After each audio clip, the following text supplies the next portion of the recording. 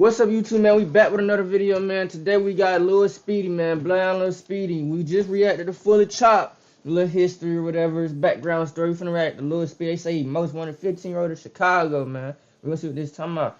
Y'all like, comment, and subscribe. Follow me on all social media platforms in the description below. We finna jump straight into it. It's hands down one of the youngest crash outs that we have covered on this channel. From meeting up with the ops for a shootout to backdooring people he was once cool with and mocking their death online, Lil Speedy has made himself the top op in Chicago and even going in and out of juvenile hall at only 15 years old. After joining one of the deadliest gangs in Chicago, the infamous Bloodhounds, Speedy would continue to rain havoc in the streets of Chicago in the name of his fallen gang leader, Lil Jeff. Speedy out nobody's up. They really mad about this. What's stopping y'all from taking that route and crashing out? I'm crashing out all the way. I'm doing whatever I can to reach on table. And Speedy, keep trolling, it's gonna be 30K on his head, and I bet you he be dead by tonight. Keep trolling, his head gonna be dead. Keep trolling. The next time I see his mama face gonna be split open on my dead cousin. Chicago police are investigating the shooting death today of a 15-year-old boy. Police say they found him with a gunshot wound to the head inside a home just before noon today.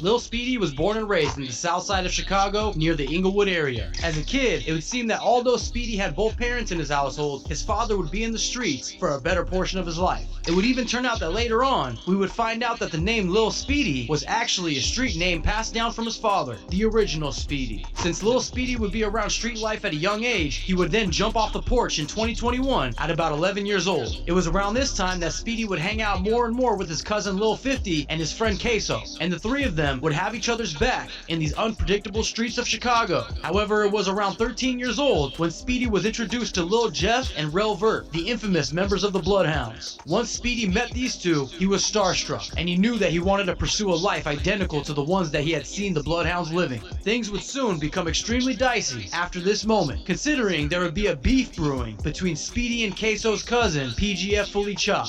It was rumored that the feud would start after Lil 50 and Fully Chop would steal a gun. However, after this gun was stolen, Fully Chop and Lil 50 would become Speedy's biggest ops. After the death of Lil Jeff, we would see Lil Speedy and Queso do an interview with the cjreactz History Channel, in which we would see these guys creep up on vehicles in traffic, ready to dump bullets in the street, on camera. He would further incriminate himself in this interview, saying that he knows that people have put money on his head, and that if anyone needs guns or cars, that he's a one-stop shop. That bitch got one head like.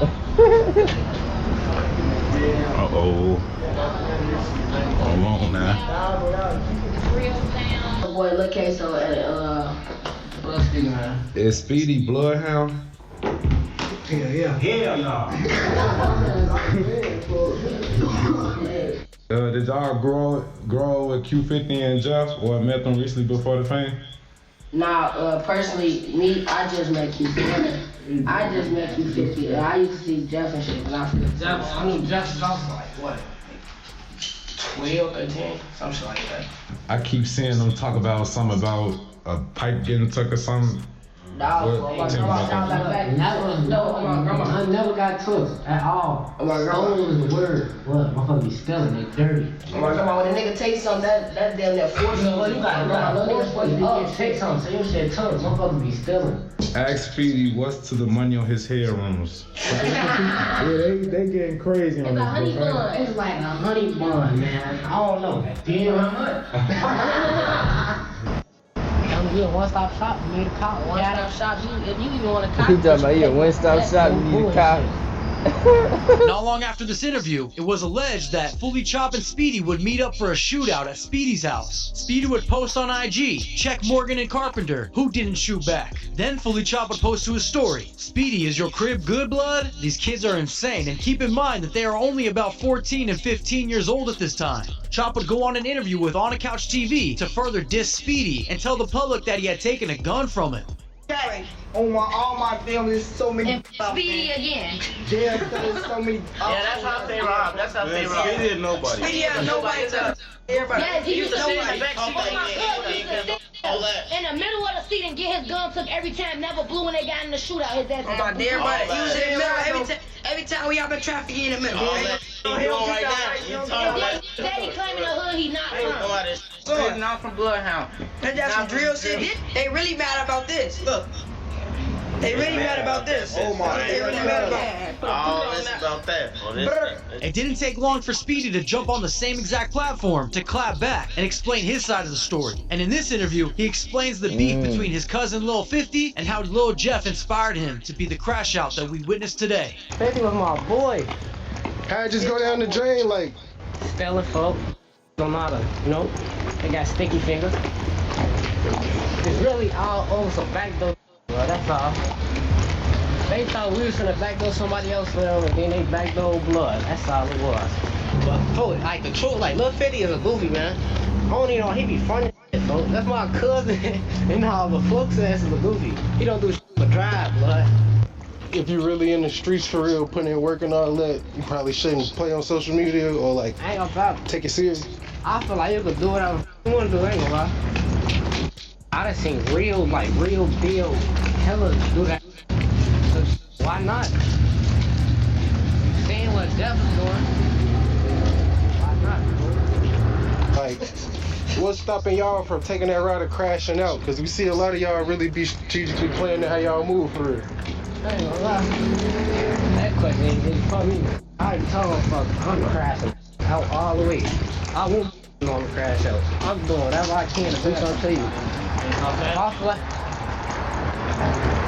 I feel like you a threat to me, I'm crashing out, boy. That's just how I ain't gonna lie. Speedy would begin his backdoor reputation by first setting up his former friend Queso into getting his gun taken. And if that wasn't bad enough, he would then be on live with Lil 50 moments before he was gunned down by Lil Tay in Trap City territory. Now, this is speculation that Speedy had anything to do with this. However, he would then go on to post a picture of the scene where Lil 50 was killed with the caption, "I just told you to be on point, gang." This would result in Lil 50 was killed with the caption, Just told you, blood. Be on point, gang. I just told you, watch them niggas, blood. "I just told you to be on point, gang." This would result in Lil 50's sister Jada letting the public know that she has $30K that she had just raised in the funeral costs, and she plans to put it on Speedy's head.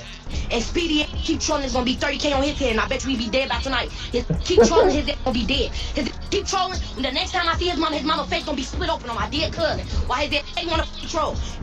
Now this is some insane mob shit going on between teenagers. Then, in December 2024, things would get serious after Fully Chopped would post, "Mention 50, nah, he dead," in which Speedy would then respond in eerie 3 hats, insinuating that he's got 3 bodies. And he would also say, "I have no friends, just saying, watch me work," and we all know what that means. Moments later, we would hear that his former friend Queso would be shot point blank in his head while sitting in a chair in his own bedroom. After word around town would bring heat to Lil Speedy, he would seemingly do some damage control, posting, "I didn't even want to get on the net, brother, but you just fucked my head up, you know? You know, bitch, I love you. They're gonna say what they want." Speedy's antics would get much worse when he would post an old photo of his ops, further provoking his ops to catch him slipping. Now at this point, everyone had known that Speedy was claiming Bloodhound, but there was still a ton of speculation until Vert would go on to co-sign Lil Speedy directly, and he would be seen on IG Live with Vert's chain, while flashing a gun and dissing all of his ops. Speedy would then also be seen shooting a music video with Bloodhound music video filmer AMF Visuals. However, all of this momentum would soon come to an end when Speedy would be booked under unknown charges. Some are speculating that he took some charges as an initiation to join the Bloodhounds. Now you tell me what you think in the comments. While he was locked up, Yes, man.